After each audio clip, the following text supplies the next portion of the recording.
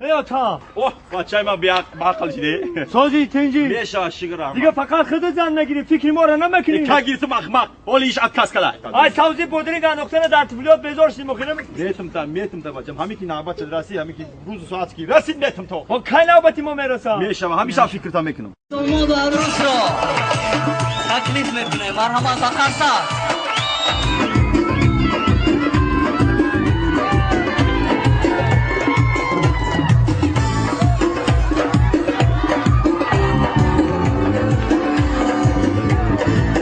مرحبا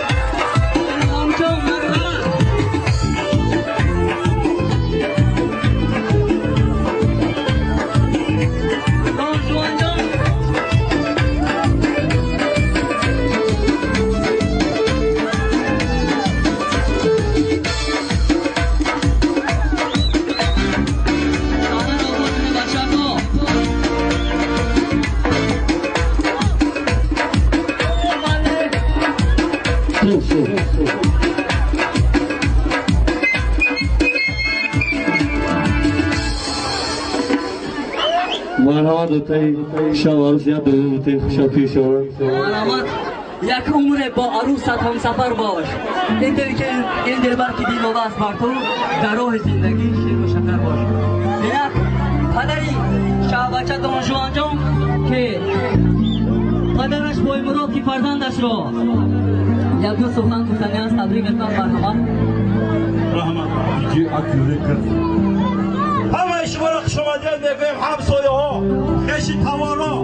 همه شما را باید خوش آمدید میگویم این پسری ما که دانجوان جان این روزی توی شهر عروسی های باید عذاب های سخت کنیم ایسی کریدیت گرفتیم ایسی کنیم روزی کنیم امیرش قربانه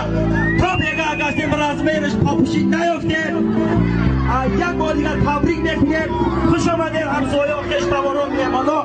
توی مبارک شود سلامت باشید زیده باشید متشکرم اما که سرتراش سر پاگیزه تراش آچه شه بر تو میگو در سر شه خنگه و چاش یک قرصک مرحمت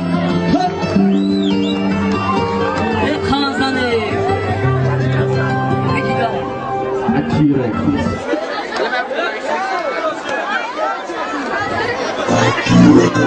بسر شبه